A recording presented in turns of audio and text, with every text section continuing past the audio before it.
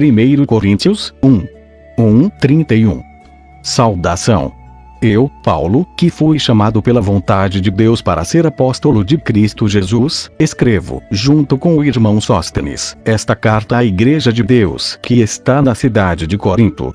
Escrevo a todos os que pela sua união com Cristo Jesus, foram chamados para pertencerem ao povo de Deus.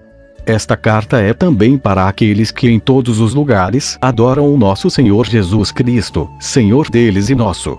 Que a graça e a paz de Deus, o nosso Pai, e do Senhor Jesus Cristo estejam com vocês.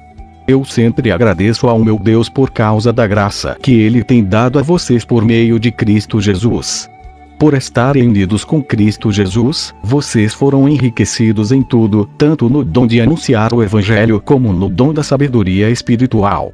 A mensagem a respeito de Cristo está tão firme em vocês, que vocês não têm deixado de receber nenhum dom espiritual enquanto esperam a vinda do nosso Senhor Jesus Cristo. Cristo vai conservá-los firmes até o fim para que no dia da volta do nosso Senhor Jesus Cristo vocês não tenham culpa de nada. Deus é fiel e chamou vocês para que vivam em união com seu Filho Jesus Cristo, o nosso Senhor. Irmãos, peço, pela autoridade do nosso Senhor Jesus Cristo, que vocês estejam de acordo no que dizem, e que não haja divisões entre vocês. Sejam completamente unidos num só pensamento e numa só intenção. Pois, meus irmãos, algumas pessoas da família de Cloé me contaram que há brigas entre vocês. O que eu quero dizer é isto: cada um de vocês diz uma coisa diferente. Um diz, eu sou de Paulo. Outro, eu sou de Apolo. Outro, eu sou de Pedro. E ainda outro, eu sou de Cristo. Por acaso Cristo foi dividido em várias partes? Será que Paulo morreu crucificado em favor de vocês? Ou será que vocês foram batizados em nome de Paulo? Graças a Deus que eu não batizei nenhum de vocês, a não ser Crispo e Gaio. Assim ninguém pode dizer que vocês foram batizados em meu nome. Ah, sim. Batizei também Estefanas e a família dele, mas não lembro de ter batizado mais ninguém. Pois Cristo não me enviou para batizar, mas para anunciar o Evangelho e anunciá-lo sem usar a linguagem da sabedoria humana, para não tirar o poder da morte de Cristo na cruz. De fato, a mensagem da morte de Cristo na cruz é loucura para os que estão se perdendo, mas para nós, que estamos sendo salvos, é o poder de Deus. Pois as Escrituras Sagradas dizem: destruirei a sabedoria dos sábios e acabarei com o conhecimento dos instruídos. Então, o que poderão dizer os sábios e os instruídos? O que vão dizer os grandes oradores deste mundo? Deus tem mostrado que a sabedoria deste mundo é loucura. Pois Deus, na sua sabedoria, não deixou que os seres humanos o conhecessem por meio da sabedoria deles. Pelo contrário, resolveu salvar aqueles que creem e fez isso por meio da mensagem que anunciamos, a qual é chamada de louca. Os judeus pedem milagres como prova, e os não-judeus procuram a sabedoria. Mas nós anunciamos o Cristo crucificado, uma mensagem que para os judeus é ofensa e para os não-judeus é loucura. Mas para aqueles que Deus tem chamado, tanto judeus como não-judeus, Cristo é o poder de Deus e a sabedoria de Deus. Pois aquilo que parece ser a loucura de Deus é mais sábio do que a sabedoria humana, e aquilo que parece ser a fraqueza de Deus é mais forte do que a força humana. Agora, meus irmãos, lembrem do que vocês eram quando Deus os chamou. Do ponto de vista humano, poucos de vocês eram sábios ou poderosos, ou de famílias importantes. Para envergonhar os sábios, Deus escolheu aquilo que o mundo acha que é loucura. E, para envergonhar os poderosos, Ele escolheu o que o mundo acha fraco. Para destruir o que o mundo pensa que é importante, Deus escolheu aquilo que o mundo despreza, acha humilde e diz que não tem valor. Isso quer dizer que ninguém pode ficar orgulhoso, pois sabe que está sendo visto por Deus. Porém Deus uniu vocês com Cristo Jesus e fez com que Cristo seja a nossa sabedoria. E é por meio de Cristo que somos aceitos por Deus, nos tornamos o povo de Deus e somos salvos. Portanto, como as Escrituras Sagradas dizem, quem quiser se orgulhar, que se orgulhe daquilo que o Senhor faz.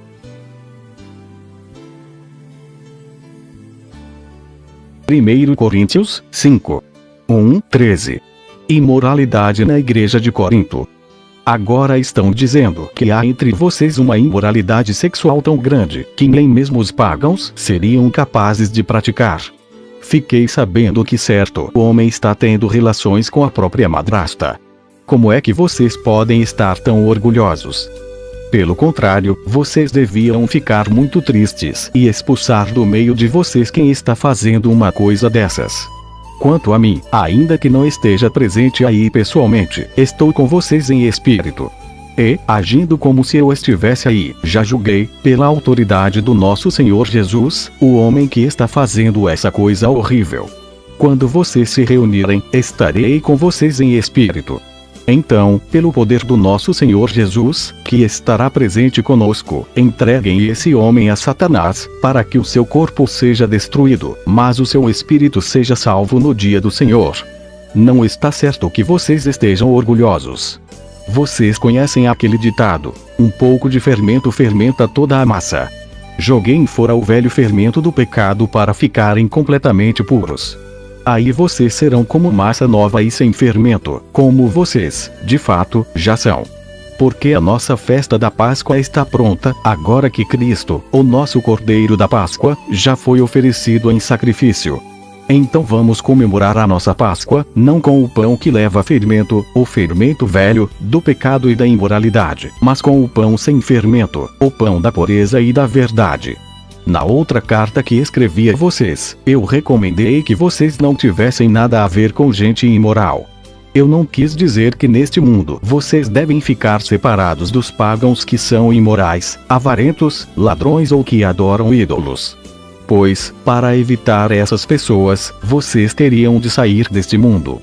O que eu digo é que vocês não devem ter nada a ver com ninguém que se diz irmão na fé, que é imoral, ou avarento, ou adora ídolos, ou é bêbado, ou difamador, ou ladrão.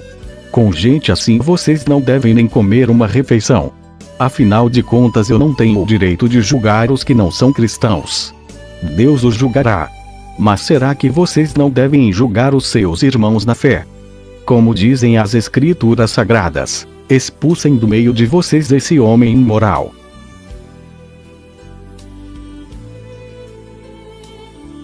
Primeiro Coríntios 6. 1:20. Quando algum de vocês tem uma queixa contra um irmão na fé, como se atreve a pedir justiça a juízes pagãos, em vez de pedir ao povo de Deus que resolva o caso? Será que vocês não sabem que o povo de Deus julgará o mundo? Então, se vocês vão julgar o mundo, será que não são capazes de julgar essas coisas pequenas? Por acaso vocês não sabem que nós julgaremos até mesmo os anjos?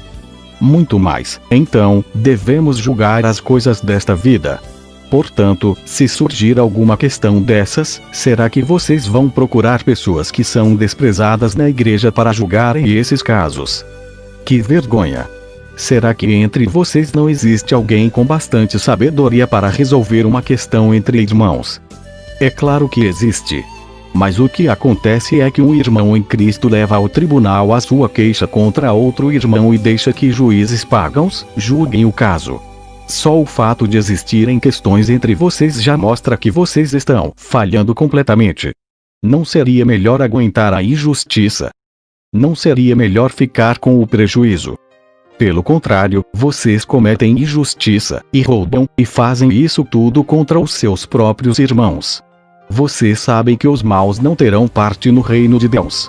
Não se enganem, pois os imorais, os que adoram ídolos, os adúlteros, os homossexuais, os ladrões, os avarentos, os bêbados, os caluniadores e os assaltantes não terão parte no reino de Deus. Alguns de vocês eram assim. Mas foram lavados do pecado, separados para pertencer a Deus e aceitos por Ele por meio do Senhor Jesus Cristo e pelo Espírito do nosso Deus. Alguém vai dizer: eu posso fazer tudo o que quero. Pode sim, mas nem tudo é bom para você. Eu poderia dizer: posso fazer qualquer coisa, mas não vou deixar que nada me escravize. Outro vai dizer: o alimento existe para o estômago e o estômago existe para o alimento. Sim, mas Deus acabará com os dois. O nosso corpo não existe para praticar a imoralidade, mas para servir o Senhor, e o Senhor cuida do nosso corpo. Pelo seu poder Deus ressuscitou o Senhor e também nos ressuscitará a nós. Será que vocês não sabem que o corpo de vocês faz parte do corpo de Cristo? Será que eu vou pegar uma parte do corpo de Cristo e fazer com que ela seja parte do corpo de uma prostituta? É claro que não. Ou será que vocês não sabem que o homem que se une com uma prostituta se torna uma só pessoa com ela? As Escrituras Sagradas afirmam: os dois se tornam uma só pessoa. Porém, quem se une com o Senhor se torna, espiritualmente, uma só pessoa com Ele. Fujam da imoralidade sexual. Qualquer outro pecado que alguém comete não afeta o corpo, mas a pessoa que comete imoralidade sexual peca contra o seu próprio corpo. Será que vocês não sabem que o corpo de vocês é o templo do Espírito Santo, que vive em vocês e lhes foi dado por Deus? Vocês não pertencem a vocês mesmos, mas a Deus, pois Ele os comprou e pagou o preço. Portanto, usem o seu corpo para a glória dele.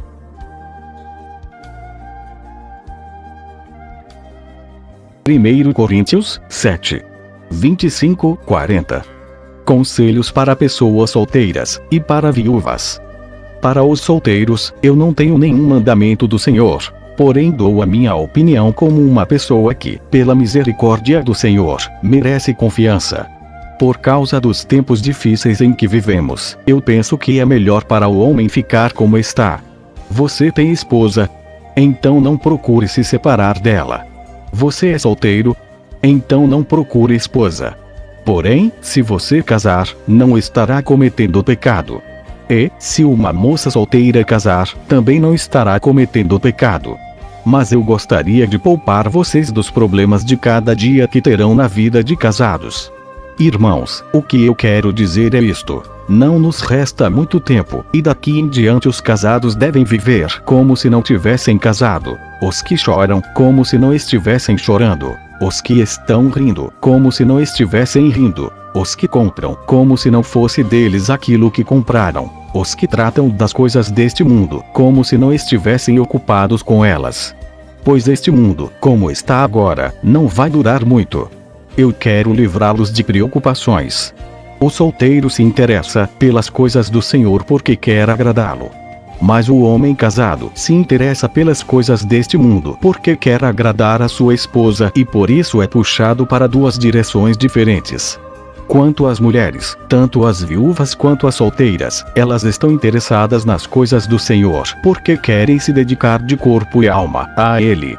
Mas a mulher casada se interessa pelas coisas deste mundo porque quer agradar o marido. Eu estou dizendo isso porque quero ajudá-los. Não estou querendo obrigar ninguém a nada. Pelo contrário, quero que façam o que é direito e certo e que se entreguem ao serviço do Senhor com toda a dedicação. Aos que ficaram noivos, mas resolveram não casar mais, eu digo o seguinte: se o rapaz sente que assim não está agindo certo com a sua noiva e acha que a sua paixão por ela ainda é muito forte e que devem casar, então que casem. Não existe pecado nisso. Mas se, pelo contrário, o rapaz não se sente na obrigação de casar, se está mesmo resolvido a ficar solteiro e se é capaz de dominar a sua vontade e já resolveu o que deve fazer, então faz bem em não casar com a moça. Assim quem casa faz bem, mas quem não casa faz melhor ainda. A mulher não está livre enquanto o seu marido estiver vivo. Caso o marido morra, ela fica livre para casar com quem quiser, contanto que case com um cristão. Porém ela será mais feliz se ficar como está. Essa é a minha opinião, e eu acho que também tem o Espírito de Deus.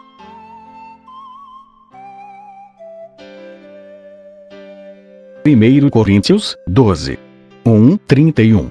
Os dons do Espírito Santo. Meus irmãos, quero que vocês saibam a verdade a respeito dos dons que o Espírito Santo dá. Vocês sabem que, quando ainda eram pagãos, vocês eram desviados, de várias maneiras, para a adoração dos ídolos, os quais não têm vida. Por isso precisam compreender que ninguém que diz que Jesus seja maldito pode estar falando pelo poder do Espírito de Deus. E que ninguém pode dizer Jesus é Senhor, a não ser que seja guiado pelo Espírito Santo. Existem tipos diferentes de dons espirituais, mas é um só, e o mesmo Espírito quem dá esses dons. Existem maneiras diferentes de servir, mas o Senhor que servimos é o mesmo. Há diferentes habilidades para realizar o trabalho, mas é o mesmo Deus quem dá a cada um a habilidade para fazê-lo. Para o bem de todos, Deus dá a cada um alguma prova da presença do Espírito Santo. Para uma pessoa o Espírito dá a mensagem de sabedoria, e para outra o mesmo Espírito dá a mensagem de conhecimento. Para uma pessoa o mesmo Espírito dá fé e para outra dá o poder de curar. Uma pessoa recebe do Espírito poder para fazer milagres, e outra recebe o dom de anunciar a mensagem de Deus. Ainda outra pessoa recebe a capacidade para saber a diferença entre os dons que vêm do Espírito e os que não vêm dele. Para uma pessoa o Espírito dá a capacidade de falar em línguas estranhas, e para outra ele dá a capacidade de interpretar o que essas línguas querem dizer. Porém é um só e o mesmo Espírito quem faz tudo isso. Ele dá um dom diferente para cada pessoa, conforme ele quer. Cristo é como um corpo, o qual tem muitas partes. E todas as partes, mesmo sendo muitas, formam um só corpo. Assim, também, todos nós, judeus e não judeus, escravos e livres, fomos batizados pelo mesmo Espírito para formar um só corpo. E a todos nós foi dado de beber do mesmo Espírito. Pois o corpo não é feito de uma só parte, mas de muitas. Se o pé disser, já que não sou mão, não sou do corpo, nem por isso deixa de ser do corpo. Se o ouvido disser, já que não sou olho, não sou do corpo, nem por isso deixa de ser do corpo. Se o corpo todo fosse olho, como poderíamos ouvir? E, se o corpo todo fosse ouvido, como poderíamos cheirar? Assim Deus colocou cada parte diferente do corpo conforme Ele quis. Se o corpo todo fosse uma parte só, não existiria corpo. De fato, existem muitas partes, mas um só corpo. Portanto, o olho não pode dizer para a mão, eu não preciso de você. E a cabeça não pode dizer para os pés, não preciso de vocês. O fato é que as partes do corpo que parecem ser as mais fracas são as mais necessárias, e aquelas que achamos menos honrosas são as que tratamos com mais honra. E as partes que parecem ser feias, recebem um cuidado especial que as outras mais bonitas não precisam. Foi assim que Deus fez o corpo, dando mais honra às partes menos honrosas. Desse modo não existe divisão no corpo, mas todas as suas partes têm o mesmo interesse umas pelas outras. Se uma parte do corpo sofre, todas as outras sofrem com ela. Se uma é elogiada, todas as outras se alegram com ela. Pois bem, vocês são o corpo de Cristo, e cada um é uma parte desse corpo, na igreja. Deus pôs tudo no lugar certo. Em primeiro lugar, os apóstolos. Em segundo, os profetas. E, em terceiro, os mestres. Em seguida pôs os que fazem milagres. Depois os que têm o dom de curar, ou de ajudar, ou de liderar, ou de falar em línguas estranhas. Nem todos são apóstolos, ou profetas, ou mestres. Nem todos têm o dom de fazer milagres, nem de curar doenças, nem de falar em línguas estranhas, nem de explicar o que essas línguas querem dizer.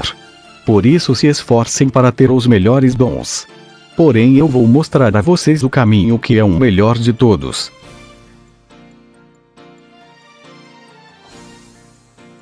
Primeiro Coríntios, 15. 12, 58. A nossa ressurreição. Se a nossa mensagem é que Cristo foi ressuscitado, como é que alguns de vocês dizem que os mortos não vão ressuscitar? Se não existe a ressurreição de mortos, então quer dizer que Cristo não foi ressuscitado. E, se Cristo não foi ressuscitado, nós não temos nada para anunciar, e vocês não têm nada para crer. E mais ainda, nesse caso estaríamos mentindo contra Deus, porque afirmamos que Ele ressuscitou Cristo. Mas, se é verdade que os mortos não são ressuscitados, então Deus não ressuscitou Cristo. Porque, se os mortos não são ressuscitados, Cristo também não foi ressuscitado. E, se Cristo não foi ressuscitado, a fé que vocês têm é uma ilusão, e vocês continuam perdidos nos seus pecados. Se Cristo não ressuscitou, os que morreram crendo nele estão perdidos. Se a nossa esperança em Cristo só vale para esta vida, nós somos as pessoas mais infelizes deste mundo. Mas a verdade é que Cristo foi ressuscitado, e isso é a garantia de que os que estão mortos também serão ressuscitados. Porque, assim como por meio de um homem veio a morte, assim também por meio de um homem veio a ressurreição. Assim como, por estarem unidos com Adão, todos morrem, assim também, por estarem unidos com Cristo, todos ressuscitarão. Porém cada um será ressuscitado na sua vez. Cristo, o primeiro de todos. Depois os que são de Cristo, quando ele vier. E então virá o fim. Cristo destruirá todos os governos espirituais, todas as autoridades e poderes, e entregará o reino a Deus, o Pai. Pois Cristo tem de reinar até que Deus faça com que ele domine todos os inimigos. O último inimigo que será destruído é a morte. As Escrituras Sagradas dizem: Deus pôs todas as coisas debaixo do domínio dele. É claro que dentro das palavras todas as coisas não está o próprio Deus, que põe tudo debaixo do domínio de Cristo. Mas, quando tudo for dominado por Cristo, então o próprio Cristo, que é o Filho, se colocará debaixo do domínio de Deus, que pôs todas as coisas debaixo do domínio dele. Então Deus reinará completamente sobre tudo. Pensem agora nas pessoas que são batizadas em favor dos mortos. O que é que elas esperam conseguir? Se os mortos não são ressuscitados, por que é que essas pessoas se batizam em favor deles? E, quanto a nós, por que é que nos colocamos em perigo a toda hora? Irmãos, eu enfrento a morte todos os dias. Se afirmo isso, é pelo orgulho que tenho de vocês, pois estamos todos unidos com Cristo Jesus, o nosso Senhor. Aqui em Éfeso, eu lutei contra inimigos, como se lutasse contra animais selvagens. E, se fiz isso somente por interesses humanos, o que foi que eu consegui com isso? Se é verdade que os mortos não são ressuscitados, façamos o que diz o ditado: comamos e bebamos, porque amanhã morreremos. Não se enganem, as más companhias estragam os bons costumes. Comecem de novo a viver uma vida séria e direita e parem de pecar. Para fazer com que vocês fiquem envergonhados, eu digo o seguinte: alguns de vocês não conhecem a Deus. Mas alguém perguntará: como é que os mortos são ressuscitados? Que tipo de corpo eles vão ter? Seu tolo! Quando você semeia uma semente na terra, ela só brota se morrer. E o que foi semeado é apenas uma semente, talvez um grão de trigo ou outra semente qualquer e não o corpo já formado da planta que vai crescer. Deus dá a essa semente o corpo que ele quer e dá a cada semente um corpo próprio. E a carne dos seres vivos não é toda do mesmo tipo. Os seres humanos têm um tipo de carne, os animais, outro, os pássaros, outro, e os peixes, ainda outro. Há também corpos do céu e corpos da terra. Existe um tipo de beleza que pertence aos corpos celestes, e há outro que pertence aos corpos terrestres.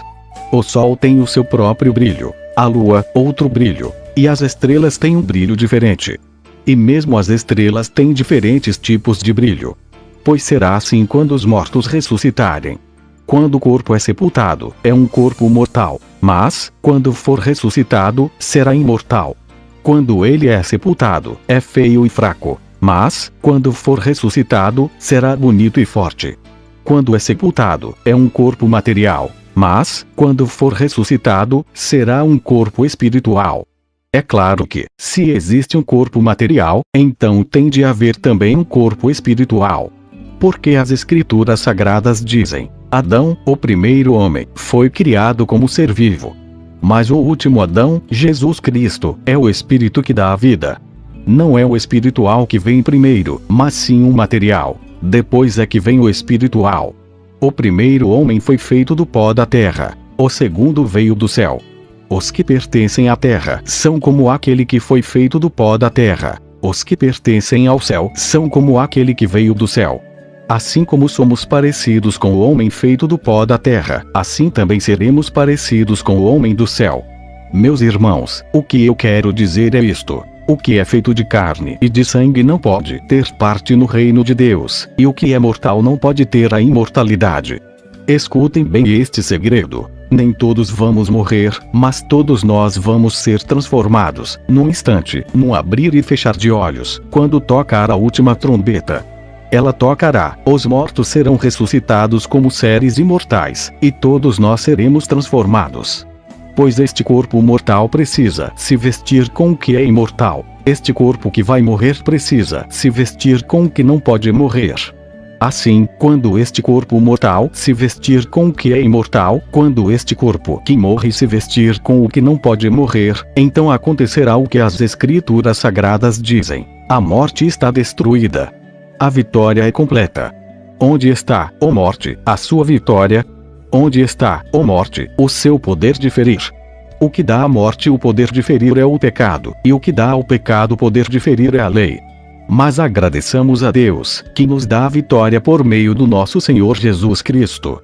Portanto, queridos irmãos, continuem fortes e firmes. Continuem ocupados no trabalho do Senhor, pois vocês sabem que todo o seu esforço nesse trabalho sempre traz proveito. 1 Coríntios 16.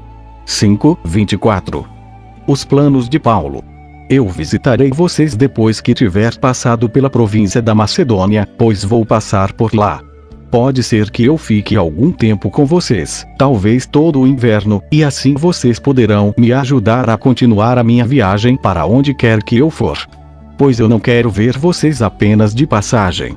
Se o Senhor permitir, espero ficar bastante tempo com vocês. Resolvi ficar aqui em Éfeso até o dia de Pentecostes, pois encontrei aqui ótimas oportunidades para um grande e proveitoso trabalho, embora muita gente esteja contra mim.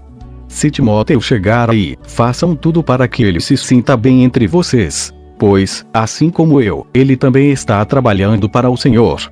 Não deixem que ninguém o despreze. Pelo contrário, vocês devem ajudá-lo a continuar a sua viagem em paz, a fim de que ele volte para cá. Pois estou esperando que ele volte junto com os outros irmãos. Quanto ao irmão Apolo, tenho recomendado muitas vezes que vá visitar vocês com os outros irmãos, mas ele acha que não deve ir agora. Ele irá na primeira oportunidade. Estejam alertas, fiquem firmes na fé, sejam corajosos, sejam fortes. Que tudo o que vocês fizerem seja feito com amor. Vocês conhecem Estéfanas e a família dele. Vocês sabem que eles foram os primeiros cristãos convertidos na província da Acaia e que eles têm se dedicado ao serviço do povo de Deus. Peço a vocês, meus irmãos, que sigam a orientação deles e dos outros que os ajudam e trabalham com eles. Eu estou alegre com a vinda de Estéfanas, de Fortunato e de Acaico, pois eles fizeram o que vocês, por estarem ausentes, não podiam fazer. Eles me animaram muito, e sei que animaram vocês também. Gente como essa merece elogios. As igrejas da província da Ásia mandam saudações. Áquila e a sua esposa Priscila e a igreja que se reúne na casa deles mandam saudações cristãs a vocês. Todos os irmãos daqui mandam saudações. Cumprimentem uns aos outros com um beijo de irmão. Escrevo isto com a minha própria mão. Saudações de Paulo. Quem não ama o Senhor, que seja amaldiçoado. Maranata. Vem, nosso Senhor. Que a graça do nosso Senhor Jesus esteja com vocês. E que o meu amor esteja com todos vocês, pois estamos unidos com Cristo Jesus. Amém.